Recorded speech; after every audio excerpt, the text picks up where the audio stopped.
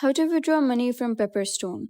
Hey everyone and welcome back to the channel. In this video, I'll show you how to withdraw money from your Pepperstone trading account. So let's get started. Whether you're withdrawing trading profits or your account balance, the process is straightforward and can be completed through Pepperstone's secure client area.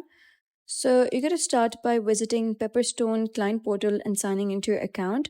And once you're logged in, you'll have access to all the account management features, including deposits and withdrawals. So from the dashboard, you're going to click on the funds over here from the left sidebar, and then you're going to click on withdraw funds to view the available withdrawal methods for your account.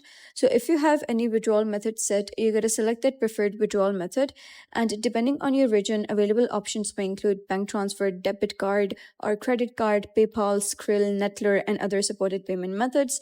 So you got to choose the trading account you want to withdraw from, enter the amount you'd like to withdraw, and provide any required payment details, and double check everything before proceeding. Then you got to review your request and submit it.